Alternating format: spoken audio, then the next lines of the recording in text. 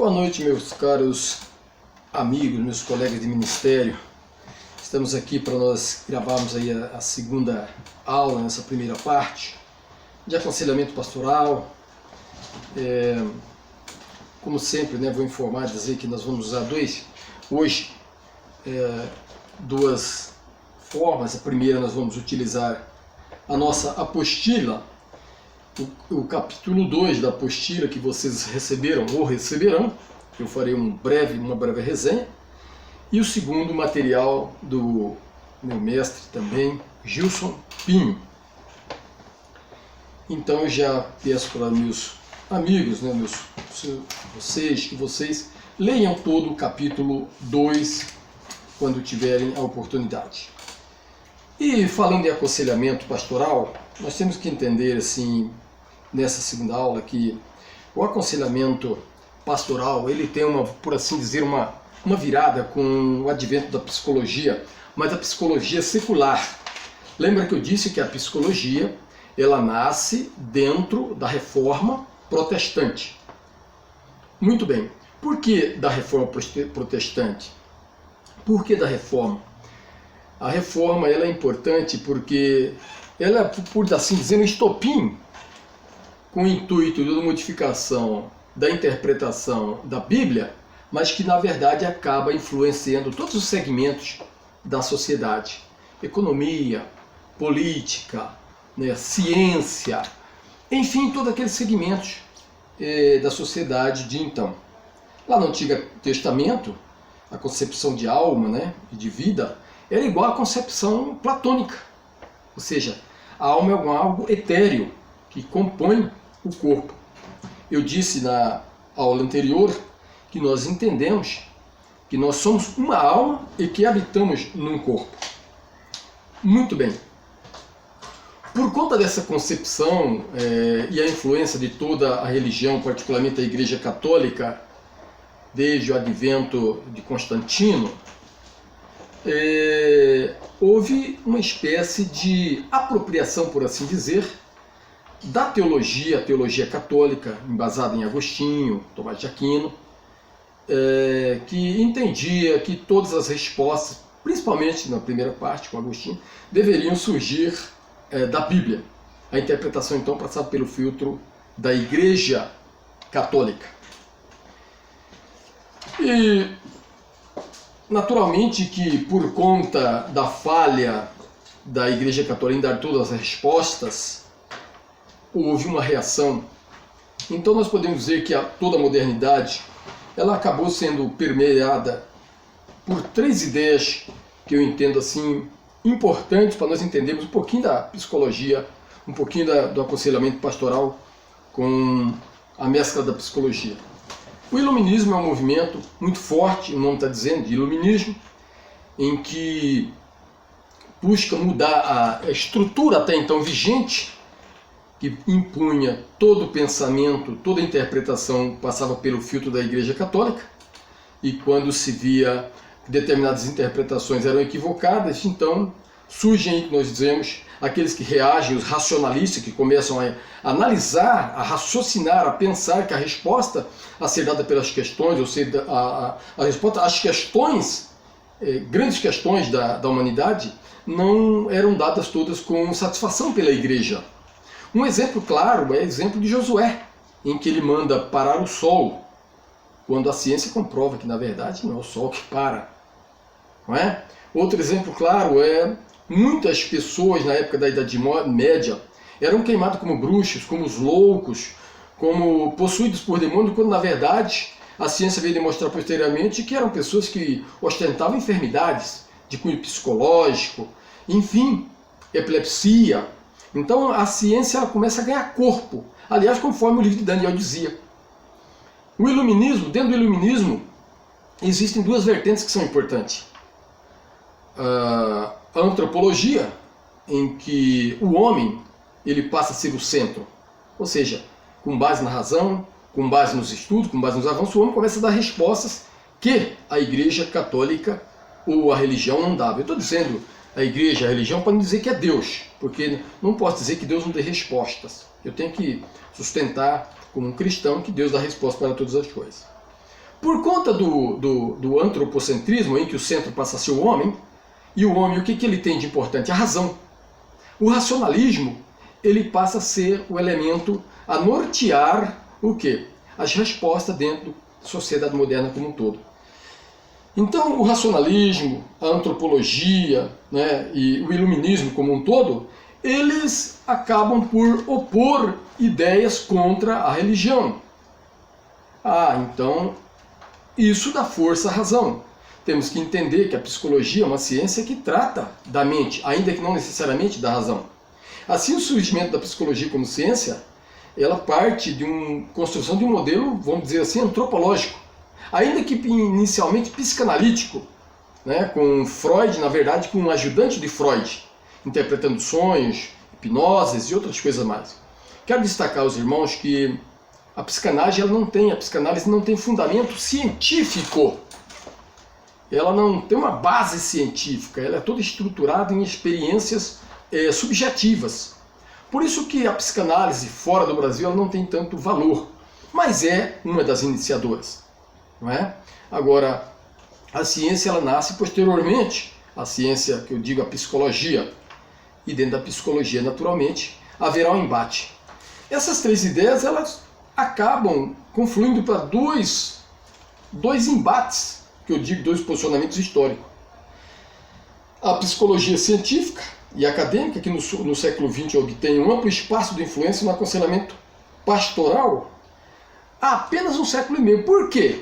Porque, historicamente falando, a psicologia rejeitava, depois de um distanciamento da sua nascente, que é a própria teologia, ela rejeitava toda a ideia religiosa. A psicologia não trata com a religião. O psicólogo secular trata só com psicologia. Então havia uma rejeição. Entende que os pastores não estavam preparados, entende que os sacerdotes não estão preparados, que os padres não estão preparados para tratar com a questão da mente humana. Já a igreja pensa exatamente o contrário. Ora, mas se eu não utilizo a Bíblia, se eu não utilizo as coisas de Deus, eu não posso aceitar a psicologia, porque ela é uma criação do mundo secular. E entende também que a psicologia apresentaria um aspecto perigoso e sedutor, porque coloca esse presumido poder nas mãos de um psicólogo, enquanto um psicólogo pensa o contrário.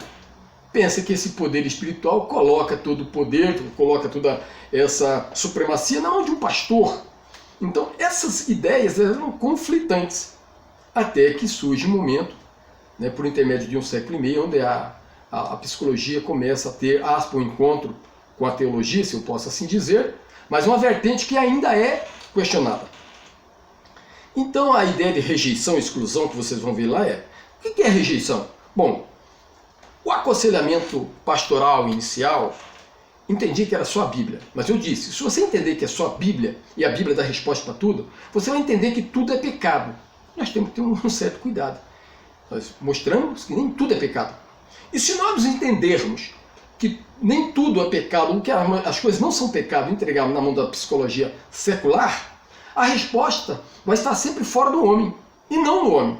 O problema vai estar no ambiente, o problema vai estar no vizinho, o problema vai estar onde você nasceu, o problema vai estar no seu pai, o problema vai estar na sua mãe, o problema vai estar na escola, na sociedade, mas não vai estar em você. Isso é uma coisa perigosa. Então a psicologia tem vertentes que mostram que o problema está com o homem, mas que não é necessariamente o pecado. E as igrejas muitas vezes não entendem isso. A resposta bíblica pura é tudo é pecado.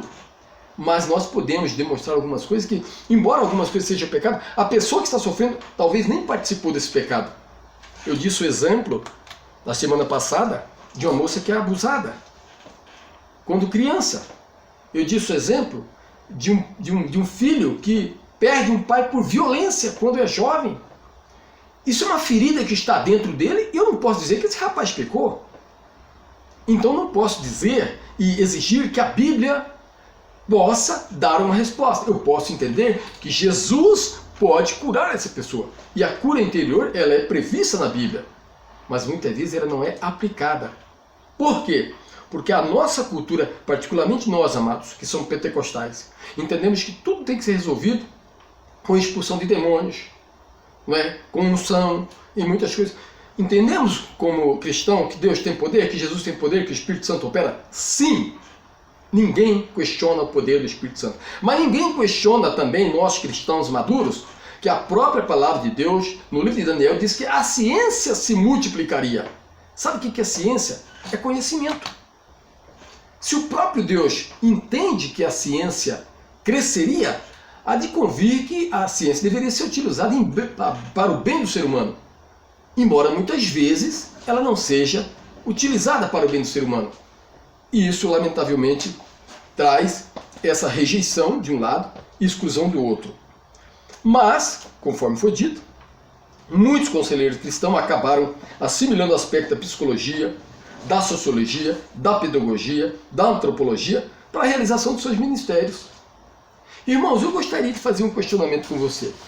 Você é um missionário e é mandado para Bolívia, lá para Sucre, que é a segunda capital de Bolívia. 800 metros acima do mar. Teu pulmão vai virar um buraco. A terceira que é respirada que ele dá, pastor, o pulmão dele vai para o vinagre. E aí alguém oferece para ele um chá de coca. Por que o chá de coca? Porque o chá de coca ele expande o pulmão, ele torna o ar que é rarefeito, ele ajuda a purificar. E eu te pergunto, esse indivíduo é um missionário. De duas uma. Ou ele vai submeter aquilo para ele poder viver, para ele ser um missionário lá, ou ele vai rejeitar. E aí há um conflito. Porque Deus é Deus que está acima dos contextos culturais, geográficos, ideológicos. Se Deus mandou um missionário lá para a Bolívia, certamente o missionário vai ter que fazer o papel dele. E se mandar para a Alemanha, onde você levanta de manhã e você toma um gargalo, né? 2 litros de chopp ao invés de tomar café. Como é que fica o missionário? Então nós temos que entender que Deus é um Deus que está acima das nossas vicissitudes. Deus é um Deus que está acima disso. Então, se a ciência da psicologia veio, ela veio para contribuir com alguma coisa. Todas as coisas contribuem para o bem daqueles que amam a Deus. Ele não está dizendo que é só alguma coisa, ele está dizendo todas as coisas. Ou Deus é verdadeiro, ou não é. E Deus é verdadeiro e o homem sempre mentiroso. Então, filosoficamente, a teologia cristã tem sua dificuldade com o humanismo, é verdade. Por quê? Porque o homem é o centro. Tem dificuldade com o existencialismo? Sim, porque eu não posso interpretar a Bíblia de acordo com a minha vivência. Porque quem vive agora lá na África e está morrendo de fome, se for interpretar o cristianismo conforme muitas vezes nós interpretamos, certamente não vai conhecer o Deus que nós conhecemos. Então não é a minha existência que vai dar o projeto de Deus na minha vida, não é a minha existência que vai dizer quem é Deus, mas é Deus que vai dizer quem eu sou. É diferente.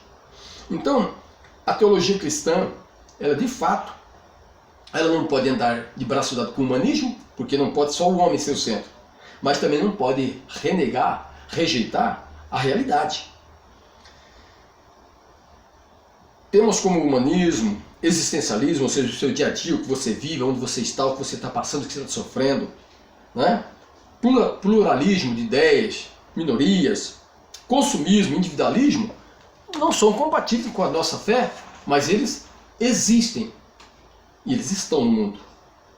Então, por conta disso, é necessário que haja uma interação, como foi dito aqui, nesse terceiro tópico, interação e assimilação, daquilo que não afeta a palavra de Deus. Ou seja, eu não posso negociar os conceitos bíblicos, as verdades bíblicas são absolutas, para receber uma ciência que pode, naturalmente, mudar a estrutura daquilo que é o essencial na Bíblia, que é trazer sobre o ser humano de novamente para Deus, a salvação. Mas eu não posso rejeitar quando eu verifico que dentro de uma igreja, no ponto prático, no concreto, uma pessoa está há 20 anos e não muda.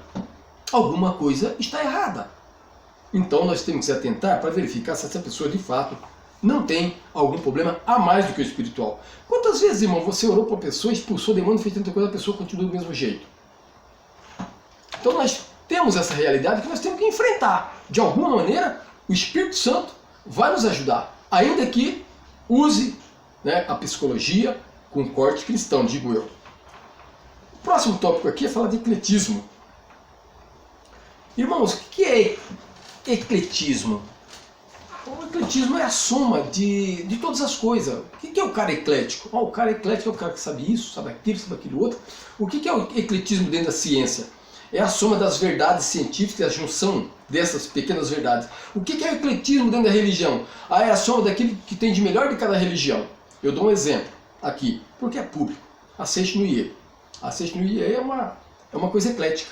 Ela busca aquilo que é melhor de cada religião e junta e diz que é aquele pensamento do Masaharu Taniguchi é o melhor pensamento que existe. Isso é um problema, irmão. Por quê? Porque ainda que você adote uma postura eclética, para você adotar uma postura eclética dentro do aconselhamento, você tem que ter conhecimento muito amplo. E não é essa a nossa ideia. Intenção pode ser boa, mas a adoção da postura eclética é um pouco perigoso. Por quê? Porque junto com alguma ideia que é verdadeira, pode vir alguma ideia que não é verdadeira. E o todo, para ser verdadeiro, todas as suas partes devem ser verdadeiras. É princípio de lógica. A é A e não é B. Então essa questão de a postura eclética, vamos pegar isso essa pontinha aqui que é bom nessa ciência aqui, mas o que é bom nisso aqui, e vamos tomar um corpo para poder tratar do indivíduo, nós temos que ter muito cuidado. Aliás, o ecumenismo é um ecletismo. Eu acho que essa ideia é uma ideia um pouco perigosa, embora a gente conheça pastores que tratam com vários aspectos. Tem pastor que faz aconselhamento, usa a psicanálise, a teoria cognitiva comportamental, o comportamentalismo, enfim, não é? E várias outras técnicas. Mas é bom se ater àquilo que você tenha mais conhecimento e tenha mais segurança. E no final aqui da nossa matéria, no final, não digo final hoje, eu vou passar para vocês uns 7 passos, pelo menos uns passos, para você naturalmente fazer um acompanhamento em aconselhamento pastoral dentro do modelo da teoria cognitiva e comportamental. O que é cognitiva? De conhecimento, vem de cognição, né? Mente e comportamento. Isso eu vou passar para vocês no final. O Brasil, claro, já tem, né? O Brasil, como vai ter dito aqui, o Brasil já tem o entendimento de que o aconselhamento pastoral tem a sua parte dentro das igrejas. Não são todas as igrejas que têm um corpo de aconselhamento pastoral, mas a maioria das igrejas tem, principalmente as grandes igrejas. Não só aconselhamento pastoral, mas inclusive cursos similares, ou programas similares, ou seminários similares, tipo Celebrando a Recuperação, encontro de casais, não é? Encontro com Deus. São espécies de terapias, na verdade. Claro que eu estou aqui deixando bem destacado sobre o aspecto espiritual. Mas no Brasil, os seminários já hoje têm no seu currículo a disciplina de teologia, ou melhor, de aconselhamento pastoral com um enfoque bíblico e com enfoque, inclusive, psicológico, que é o que nós estamos falando. Bom, irmãos, essa é a primeira parte que eu falei sobre a questão do aconselhamento pastoral da lição 2. E eu gostaria de falar só de uma influência de um cara, que ele é muito importante, você vai ler, você vai bater na internet e vai aparecer o nome desse cara, Howard Clinedale. Ele tem um modelo pastoral que é muito importante. Ele tem inclusive obras, uma delas é Aconselhamento Pastoral, modelo centrado em libertação e crescimento. Esse autor ele propõe que, mediante esforços de todos, ou seja, os que estão envolvidos, seja alcançada a integralidade humana através de algumas dimensões. A mente, ou seja, ele diz avivar a mente, revitalizar o corpo, renovar e enriquecer os relacionamentos íntimos da pessoa, aprofundar sua relação com a natureza, o meio ambiente, a biosfera, não é? E aí tem aqui um biólogo, sabe como é importante, né, Valtinho? Quantos de nós não temos noção de quanto é importante, não é, o equilíbrio, né, do ser humano com o ecossistema, né? Lá no Jardim do Éden, Adão ele estava num local que o ambiente era equilibrado, não é verdade? Nós às vezes não vemos o meio ambiente na Bíblia, mas você começa a notar, Deus é um Deus cuidadoso com o ambiente. Até a sujeira no arraial, o homem tinha que andar com uma pazinha para poder... Olha como cuidado do nosso Deus, né? Então o Robert Greene diz aqui ainda que o homem deve crescer em relação às instituições que são significativas em sua vida, e aprofundar e vitalizar o seu relacionamento com Deus. Irmãos, eu gostaria de enfatizar isso. Sabe qual a figura mais importante dentro do aconselhamento? Não é a técnica, irmão. Não é o aconselhando. A figura mais importante é o aconselhador no que diz respeito à sua interatividade com a pessoa que ele vai aconselhar. Ele tem que ser uma pessoa que ouve, ele tem que ser uma pessoa que procura entender, ele tem que ser uma pessoa, irmão, que ele tem que, vamos dizer assim, ser empático com o aconselhando. Ele tem que, como que participar do sofrimento do aconselhando. Mas entender uma coisa, que a resposta para a solução da pessoa e não do problema, vamos entender bem isso, vamos deixar isso bem claro, está com a pessoa, e não com o aconselhador, e não com o conselheiro pastoral. Dito isto, nós vamos passar para a segunda parte, que eu vou começar a utilizar agora o material que eu já, com autorização do mestre Gilson Pinho, tá? E ele fala aqui do aconselhamento pastoral, nós falamos a primeira parte a semana passada, focada na Bíblia.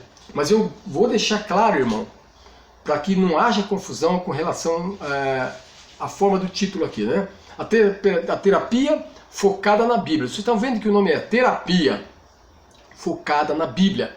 Não estamos falando de aconselhamento bíblico exclusivo. Nós estamos falando de aconselhamento pastoral. E eu estou deixando a diferença e vou fazer questão de enfatizar essa diferença novamente. Aconselhamento bíblico, que é dos conselheiros bíblicos do Brasil, que nasceu nos Estados Unidos, não é? Ele é totalmente focado na Bíblia. Tudo para ele, a resposta tem que estar na Bíblia, porque ele diz que a Bíblia é suficiente. O aconselhamento comum, o aconselhamento secular, não cristão, ele é puramente dentro do campo da psicologia, seja da psicanálise, seja da Gestalt, seja da teoria cognitiva comportamental, seja comportamental, enfim, seja as várias técnicas, mas ele renuncia à questão espiritual. E o aconselhamento pastoral, ele tem enfoque na Bíblia, mas ele se vale da psicologia até onde ela não conflita com a Bíblia. Em última ratio, ou seja, em última razão, a resposta será dada sempre pela Bíblia. Por isso que quando você for, amado, amada, aconselhar, lembre-se que você deve começar com uma oração e terminar com uma oração. Bom, vamos aqui para essa segunda parte que eu estou utilizando o material do Gilson Pinho. Ele é mestre, doutor em psicologia, nos Estados Unidos inclusive. Tem várias obras escritas, e eu no final também vou passar o nome das obras dele, que são muito importantes. Ele ministra cursos aqui em São José dos Campos de psicoteologia, do qual eu sou um dos alunos, né? Posso dizer assim, um dos formandos, porque já estou na segunda parte. É teólogo e é uma pessoa que tem um coração enorme. Isso é mais importante. Um tremendo de um conselheiro. Diz aqui, agora vocês focando aí na tela: bendito seja o Deus e Pai de nosso Senhor Jesus Cristo, Pai de misericórdias, e Deus de toda consolação. É Ele que nos conforta em toda a nossa tribulação, para podermos consolar os que estiverem em qualquer angústia, com a consolação com que nós mesmos somos contemplados por Deus. 2 Coríntios 1, 3 e 4, na versão ARA. Então ele está mostrando aqui que Deus é um Deus de consolação, Deus é um Deus de conforto, e para podermos consolar o que estiver em angústia. Então a Bíblia está dando base que nós devemos ser pessoas que apoiem, que aconselhem, que dá consolação, com a mesma maneira que nós recebemos quando nós fomos contemplados por Deus. Aconselhamento pastoral, amados, é uma forma de psicoterapia. Psico tem a ver com alma, com mente, não é? mas difere da terapia secular pelo aspecto bíblico e teológico envolvido. A maior crítica do aconselhamento bíblico é que a Bíblia cuida apenas da sua vida eterna. Tá vendo como eu disse lá da psicologia? Não é? É a crítica de Nietzsche para os cristãos. Né? Criticando a gente, ele dizia que os crentes só pensavam na vida lá na vida eterna. Então ele achava que isso prejudicava o ser humano. E por isso o aconselhamento bíblico não pode ajudar o homem em seus desafios e dilemas atuais. É desafios ali, irmãos. Mas a verdade é que as Escrituras também lidam com nossa vida no presente e com questões práticas do dia a dia por meio de princípios extremamente atuais. Ou seja, se você começar a ler a Bíblia, eu vou te dar uma dica. Leia Salmos, Eclesiastes, o livro de Tiago, Gálatas. Você vai ver muito de aconselhamento ali. E um livro maravilhoso que eu te aconselho a você ler, irmão. Ler, reler e treler. Livro de Romanos. O livro de Romanos é o Novo Testamento, é o Velho Testamento dentro do Novo Testamento. Mas vamos continuar aqui. Sem o conhecimento da palavra de Deus, sem a ação do Espírito Santo e sem ética, olha que importante. Palavra. Palavra. Jesus disse que é a palavra que nos transforma. Sem a ação do Espírito Santo, é Ele que age. E sem a ética, ou seja, respeito com o próximo, nenhum conselheiro estará fazendo aconselhamento pastoral. Eu não posso saber do segredo do irmão e contar para o outro. A Bíblia promove realismo perante a vida e perante a fé. Centra a mente no presente, desvenda as causas mais profundas do problema, encoraja a honestidade, disponibiliza a oferta de perdão, orienta a vida para uma total integração da personalidade humana. Lembra que Jesus, eu não sei se eu já falei isso, a palavra de Deus diz que Jesus crescia em graça, conhecimento, estatura, não é? E sabedoria. Estatura, físico. Graça, espiritualidade. Conhecimento, não é? Conhecimento secular, aquilo que era necessário. E sabedoria, agir no dia a dia para vencer as batalhas diárias. Isso é sabedoria. Salomão teve sabedoria, depois não utilizou. Nós devemos separar o conhecimento da sabedoria. É muito importante.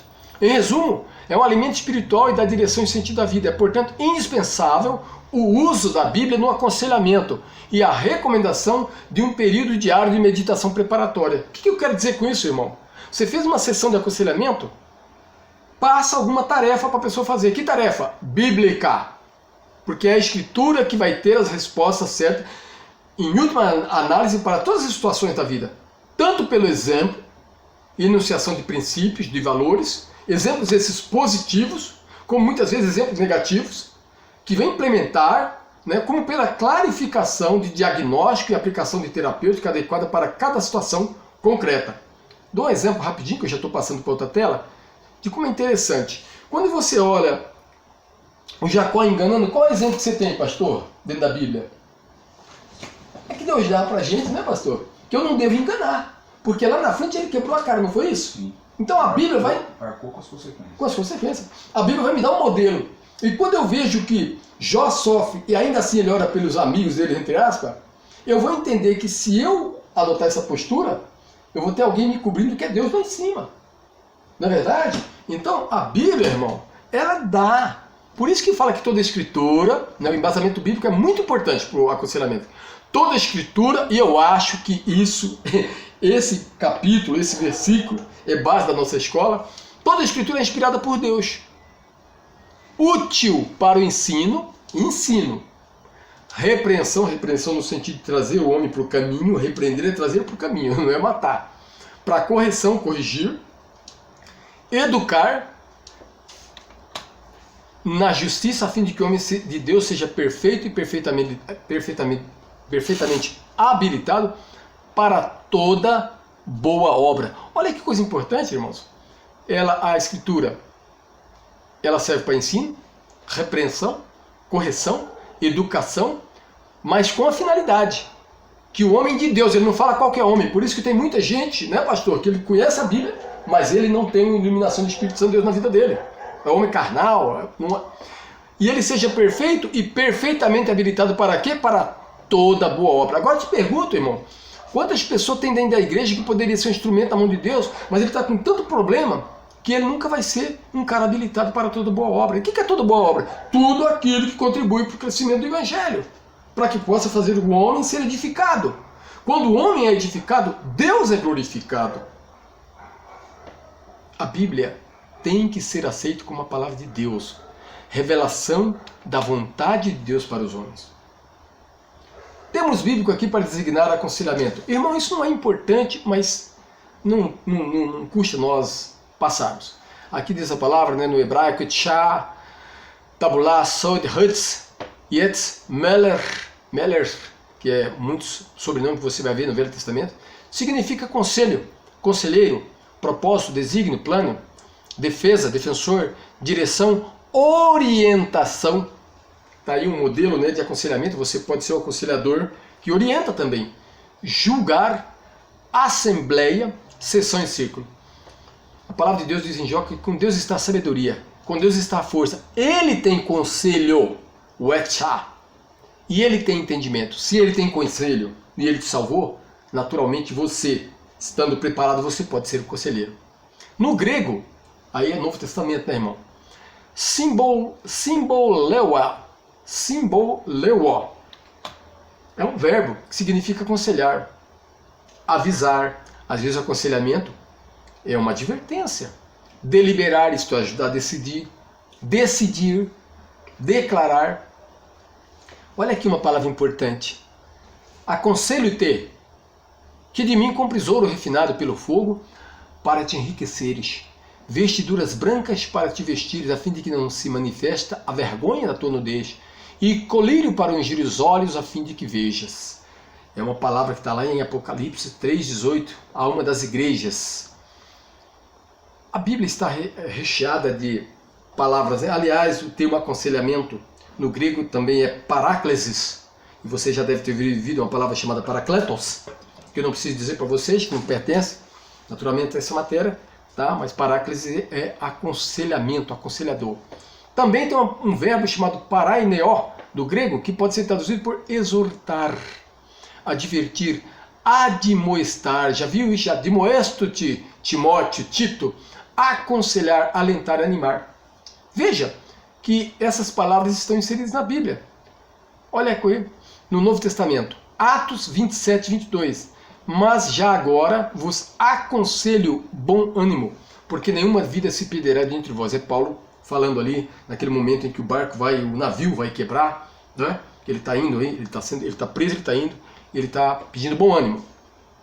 Aconselhar, amado, significa consolação, conforto. Por isso nós começamos com aquela palavra: bendito seja o Deus e Pai de nosso Senhor Jesus Cristo, o Pai de misericórdia. Córdia é coração, não é? Miseri, fraco, pequeno. E Deus de toda consolação. É Ele que nos conforta em nossa tribulação, para podermos consolar. Então Ele nos conforta para que nós possamos consolar. Quem? Quem está em angústia, com a consolação que nós mesmos somos contemplados por Ele. Aconselhar significa exortar. Exortar-vos mutuamente, cada dia, durante o tempo em que se chama hoje, a fim de que nenhum de vós seja endurecido pelo engano do pecado. O aconselhamento, então, amados, implica em estar ao lado de alguém, a fim de ajudar, animar, encorajar, trazer esperança. Aconselhar explica estabelecer um relacionamento pessoal entre o conselheiro e aconselhado. Existe também uma palavra no grego chamada nouteteu, que é um verbo, e nouteses, que é um nome, que significa aconselhar, advertir e repreender, admoestar, exortar, corrigir e disciplinar, ensinar, instruir. Isto é, trazer à memória, fazer recordar. E a palavra de Deus diz assim: portanto, vigiai, lembrando-vos de que por 3 anos, noite e dia, não cessei de admoestar com lágrimas a cada um. Então, irmãos, no contexto bíblico, o que é aconselhar? Significa exortar, advertir, admoestar, repreender, avisar, corrigir, disciplinar, irmão. Olha como é importante a pessoa que vai ser aconselhada ter noção disso, de ser submisso. Por isso que a pessoa que vai ser aconselhada, ela tem que se converter primeiramente. Ela precisa aceitar Cristo. Alentar, animar, orientar, né? Decidir, ensinar e instruir, trazer à memória e fazer recordar, declarar.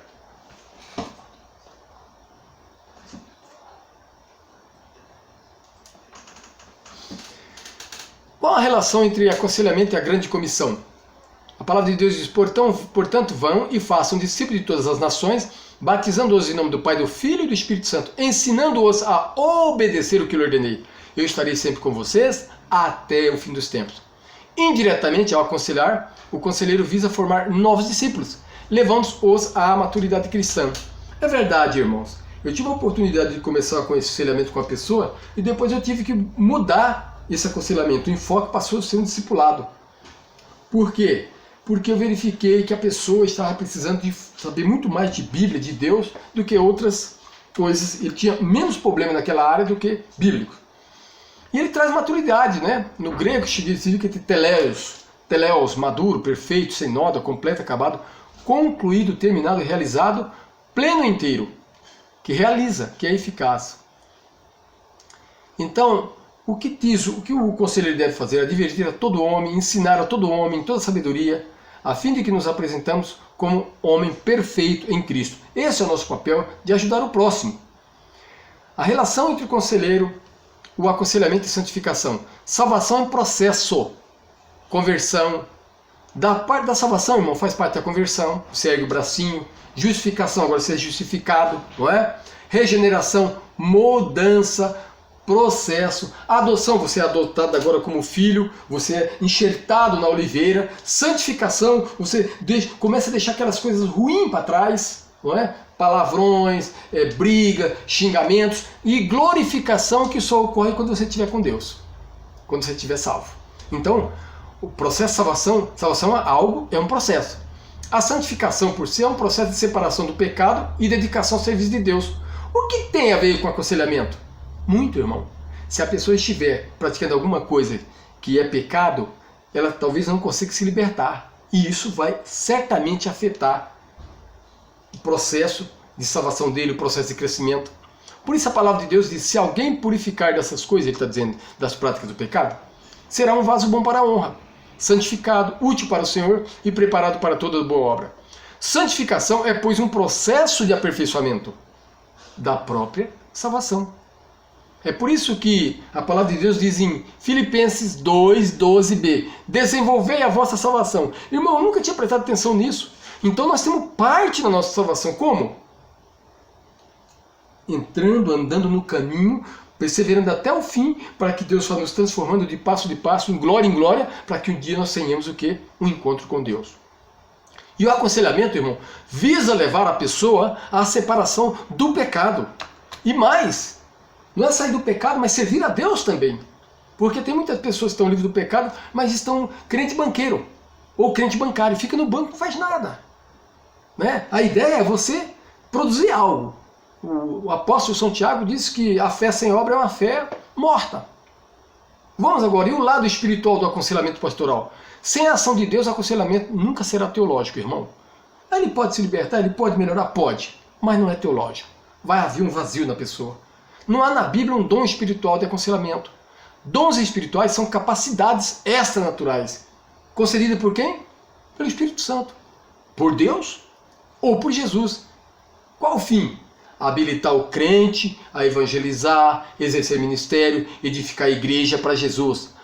Paulo diz, a respeito dos dons espirituais, não quero, irmão, que sejam ignorantes. Ora, os dons, que é o do grego charismata ou carismata, são diversos, mas o Espírito Santo é um. E também há diversidade nos serviços, diaconia, ministério, mas o Senhor é um. Há diversidade nas realizações, né? Naquilo que nós fazemos, o que eles chamam no grego de energematon, ou operações, mas o mesmo Deus é quem opera tudo em todos. Então nós vimos aqui a ação do Espírito Santo, de Jesus e de Deus Pai.